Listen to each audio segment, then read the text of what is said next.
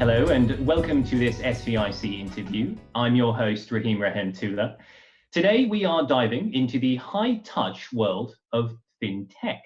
And helping us do that is my guest, Radhakrishnan NR. He is the head of the Fintech practice at RapidValue. So, Radhakrishnan, thank you for being with us today. And I just want to start. So RapidValue is a digital solutions and service provider. You personally are working in the fintech space. So just tell us a little bit about your work in the area it concerns. As I understand, you work with established banks and some of the younger fintechs as well. Absolutely. So hello, everybody. Thank you for getting me online for this interview. So RapidValue is a company that started about 2009. It started as a mobile development company. At that point of time is when Apple launched its first iPhone. So we started as a mobile app development company. From there, we've always been at the forefront of the innovation. We have been focusing on the fintech for the past 3 years or so. So I joined RapidValue 4 years back. I've been largely focusing on the fintech practice. In the last 3 years, we started with experimenting something new, which is going to be the forefront of technology. And we continue to do that even today. So we have been investing a lot of money in the technologies like robotic process automation, artificial intelligence, the legacy modernization technologies such as cloud, mobile applications, and so on. So that's how we started. We were a startup. Now we're going towards a mid-sized company, and we are continuing to grow in a bigger way.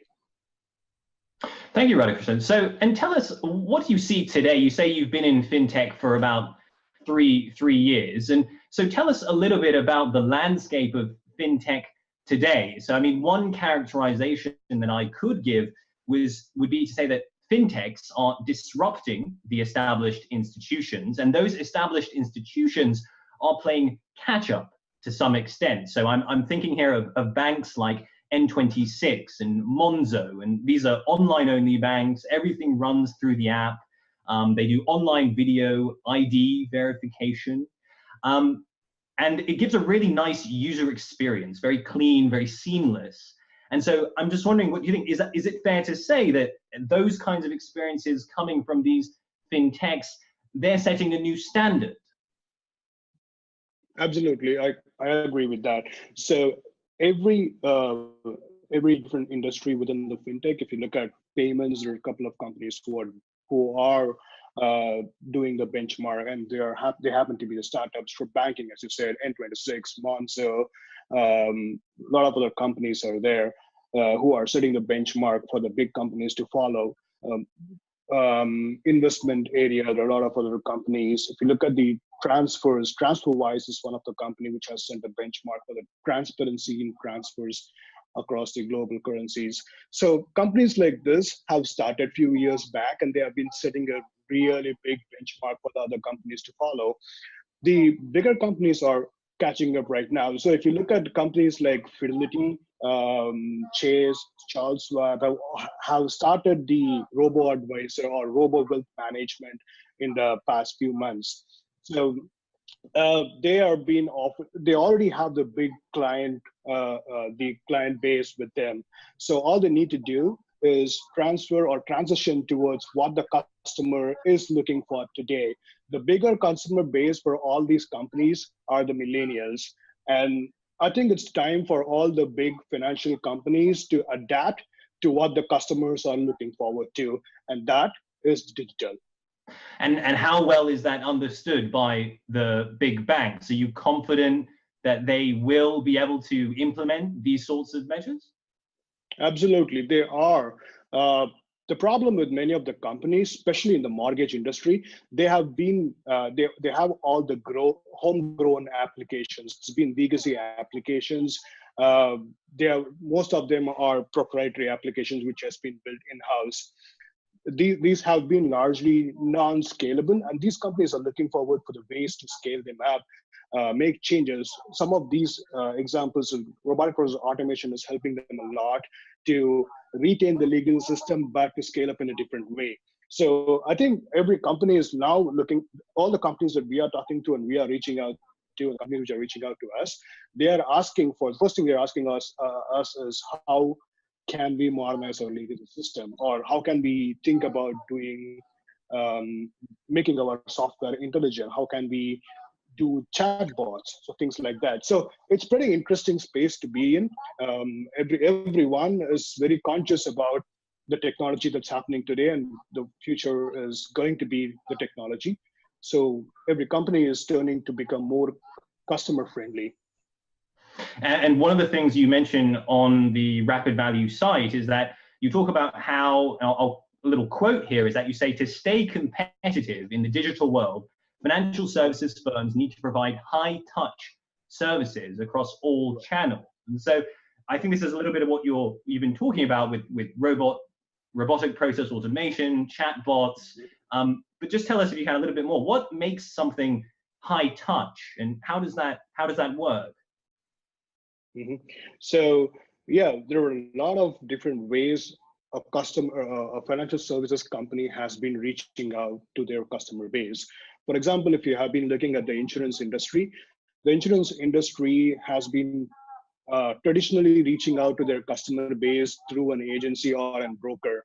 Today, they are changing the way it's been operating. There's a significant shift from how they have been reaching out to their customers. Now, the digital channel has opened up a lot of opportunities for them, specifically the mobile apps that they have today.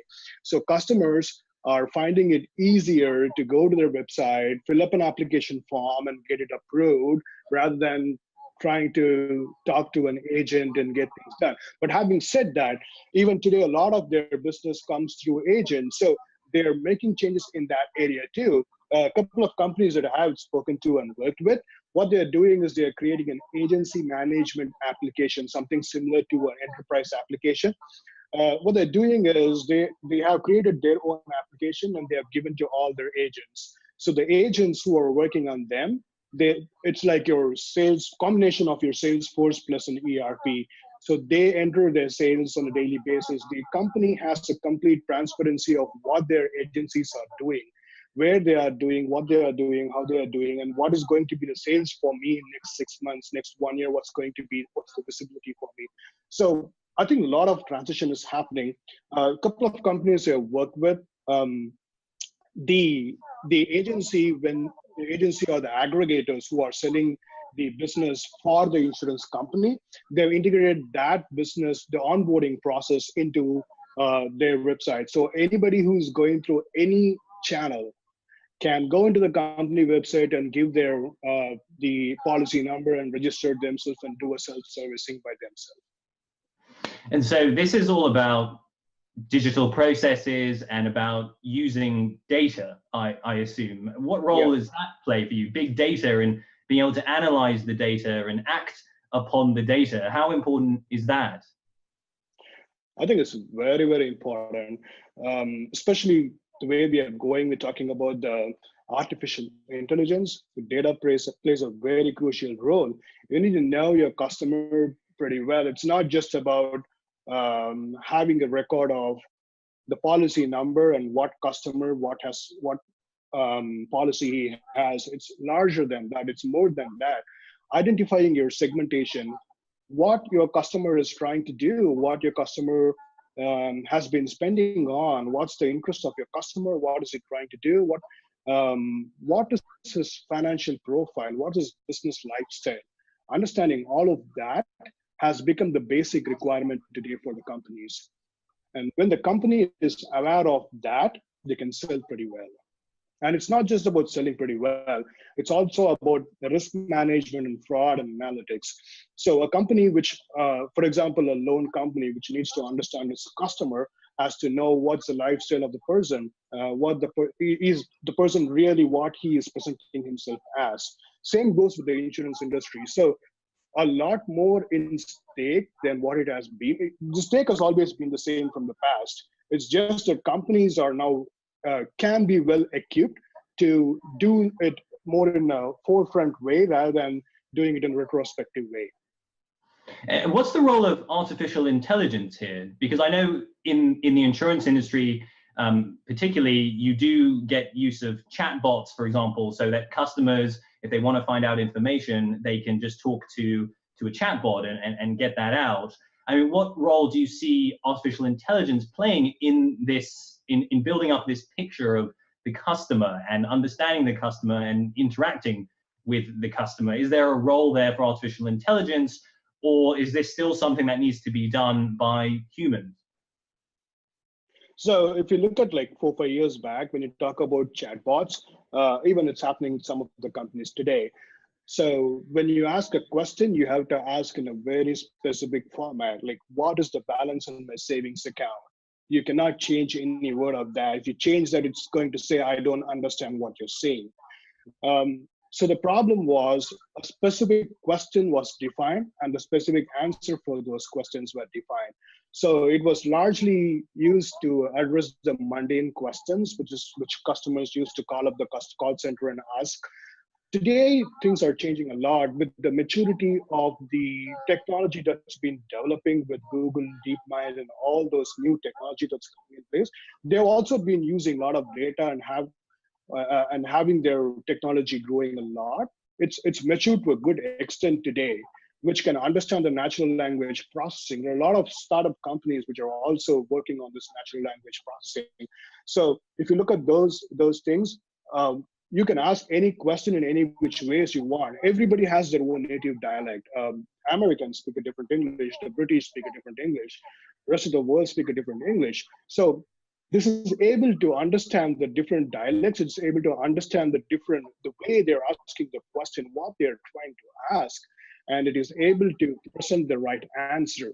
So the most popular used technology today that we see are the Google Assistant, Siri, Cortana, all those things, which is being used in our customers' life a lot. So this is being transferred more into an enterprise version, which is called as a chatbots. So if you look at a chatbot, it is not just about what you're typing and what you're getting an answer. There's a lot of things that goes in the back end. So you have to feed in a lot of data for the chatbot to understand the question and come up with the right answer. Gone are those days where you're just asking, what is my savings balance, my savings account balance, and it just says this is the balance. Today, customers come up, since the product also is getting complicated, customers also come up with complicated questions. So there are two ways to deal about these questions. One, you feed as much information as possible into your system and top it up with an artificial intelligence. So what the artificial intelligence does here, more than getting your data and looking at matching up with your question, what it does is it understands, it self-learns itself by the question that the people are asking, and based upon the answer, it is based upon the conversation that happens between the customer and the bot. The artificial intelligence learns itself and makes the answers better day by day. What it also does is sometimes when the question is too complicated, it can direct it to a human customer service executive. The customer service executive gets to see the complete conversational history and will be able to understand what exactly the customer is looking for, and he'll be able to respond immediately without losing a track between what happened with the conversation bot and with the customer service representative. So the customer, it's all about getting the customer experience seamless. And do you recommend today that banks and other financial institutions, insurers and so on, that they should take up this chatbots and artificial intelligence technology? You think it's at a stage today where it does provide some positive impact on the customer experience? I think they're already doing. A lot of companies that I've been speaking to, the first thing they come up with is how can we use the artificial intelligence to make our things better? It's not just about chatbots. Let's talk about the underwriting system, which is the core functionality of any insurance company or a mortgage company. So if you look at the underwriting process, we have worked with a couple of companies where they have implemented the artificial intelligence in their underwriting process. So technically what's been happening is like about 60% of their underwriting process, it's been built with the rules engine, and the 40% of them are going to the manual underwriter who sits there, look at the information, and then responds back. So we rebuilt the complete underwriting system. What we also did is, when it goes to the human underwriter, he looks into the system, and based upon the action he does every time, the system learns by itself. It learns at what situation is this person responding this, what's happening in there. So the system learns by itself and makes modify the rules accordingly. Over a period of time, this 40% of manual reduces to 20%, and then reduces to 10%. So in a lot of different other ways, companies are finding that the artificial intelligence to be very effective to them. It's not just about chatbot, not just about understanding the customer. Within the enterprise also, there are a lot of ways the companies are finding the artificial intelligence to be very useful for them. And does the artificial intelligence in cases like that, where the task, well, I don't know, would you say the task is therefore more complex? I mean, in the underwriting, for example, as opposed to the chatbots, is that a more complex operation? See, I think both of them are equally complex. So if you look at chatbot, as I said, it's not just about the conversation, right? It needs to be integrated with the complete enterprise platform to understand. So there are a couple of companies which we worked with. They want to understand for example, onboarding a new employee. He can just call the chatbot and ask, hey, do you know where my laptop is? When will I get my laptop? What is my leave policy? Things like that. So it's all about integrating the complete system, getting the data into one place for the system to understand and process it and give you the right answer. So that's what artificial intelligence is doing today. And so in the case of, for example, underwriting, what's the experience of the sort of error rate, if you will, compared to humans? I mean, does AI, do humans, do they sort of make mistakes at the same rate? Is one sort of clearly better than the other?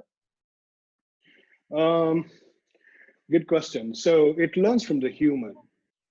So it learns from the human action. So a human can process multiple things at the same time. If you're saying this is the income of the person, this is the region of the person, this is where he is working, these are his food habits, these are his personal behavior, and all those things, you can look at all those things and then come up with a solution. Say, okay, I find this guy to be less risky for the company. Let's go ahead and process his insurance. Or I find this guy to be in more of a adventure sport, and I find it's pretty risky for me, so let's not go ahead and process the insurance.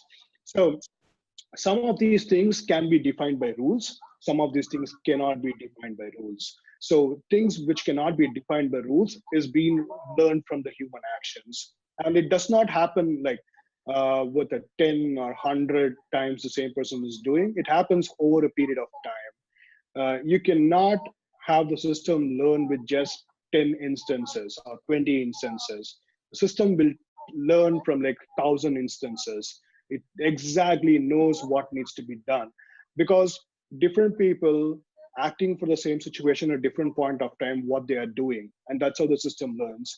So if you look at from that perspective, in a way, I would say the system is better because it's learned from like 5 different people and knows exactly what needs to be done at a certain point of time.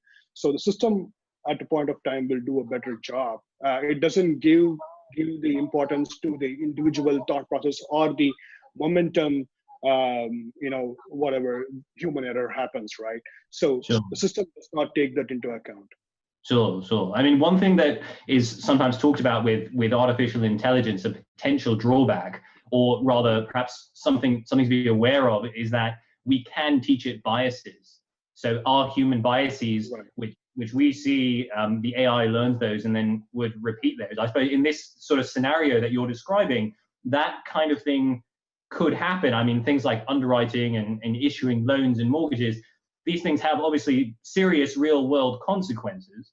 And therefore we have to, I suppose, have to be aware on some level about how these decisions are made. So if they're being done by artificial intelligence, we might want to sort of be able to dissect that a little bit and know how and why it came to a particular conclusion. Right. Exactly.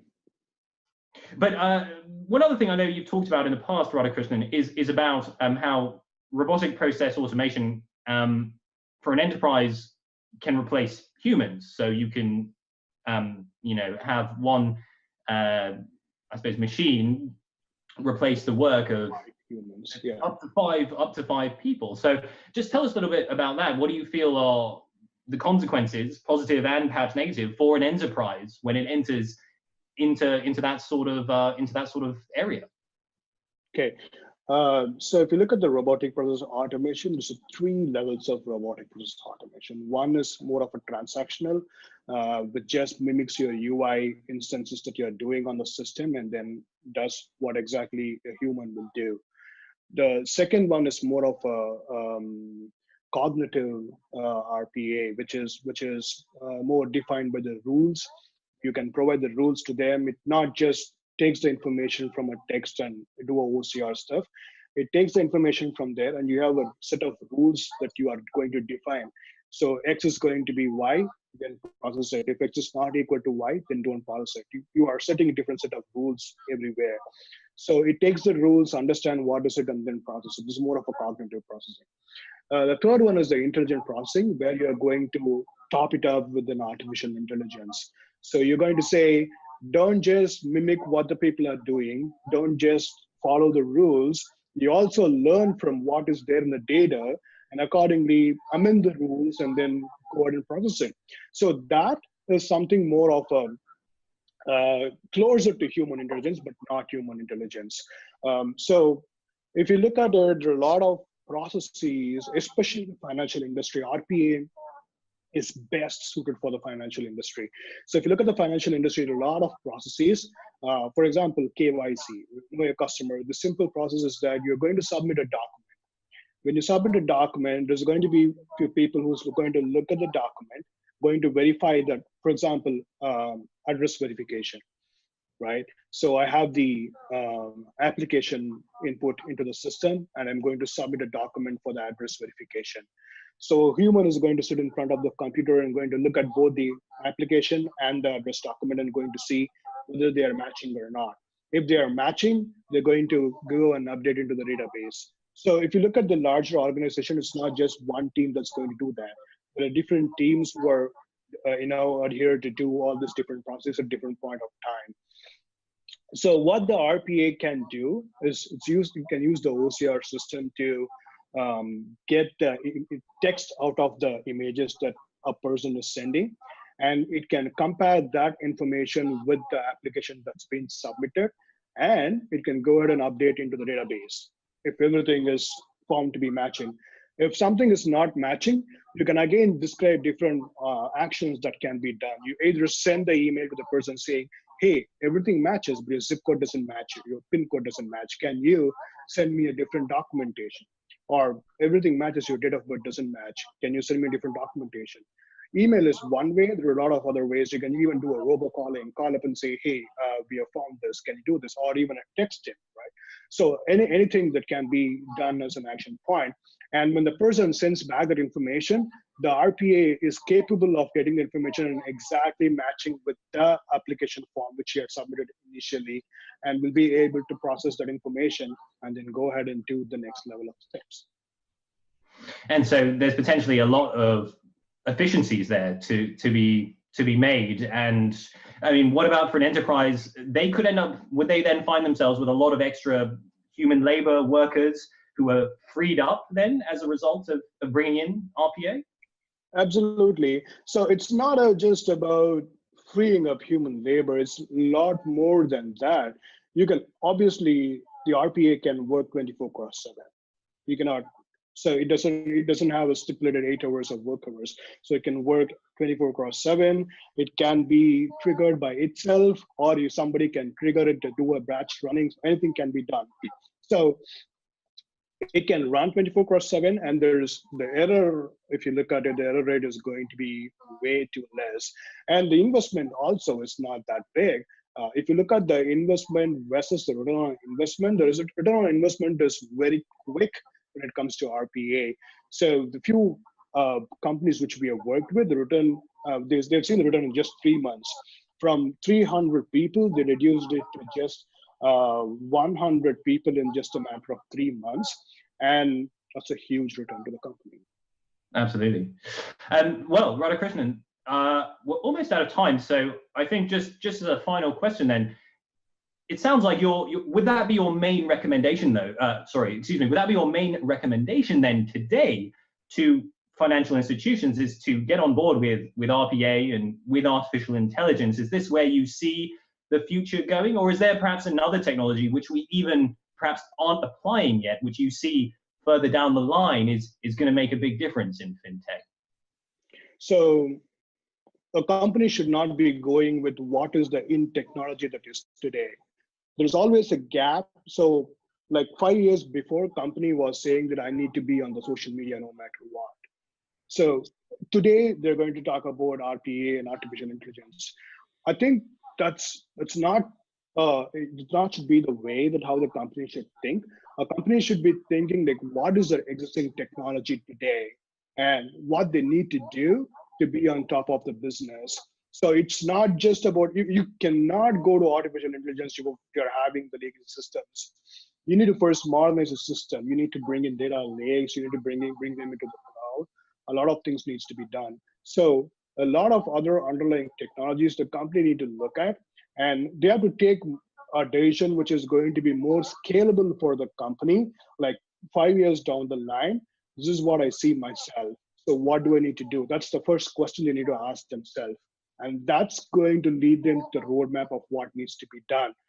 Sure, artificial intelligence is the way to go. Every company, every industry is going towards that, and that's what going to rule us 5 years down the line. And 5 years is too far. I'm going to say like 2 years down the line, that's what going to be everywhere. So for sure, that's the way to go. But first, you need to assess what you need to do for your company before jumping onto any technology.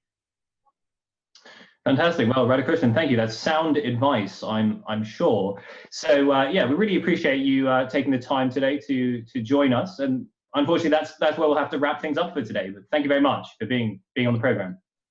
It's my pleasure. Thank you so much. And to the viewers at home, thank you, or in the office, I should say, thank you for tuning in and joining us today. I just want to say that if you are interested in continuing the conversation around fintech and you want to see some of this in action, then do check out SVIC's Navigating Fintech Disruption Executive Immersion Program. That's happening in Silicon Valley. The next run of the program is going to be next year, February 11th to 15th. So be sure to have a look at that on our website, siliconvalley.center. But for today, that's where we will wrap things up. So thank you again very much for joining us. And from me and from my guest today, Radhakrishnan NR of RapidValue, goodbye.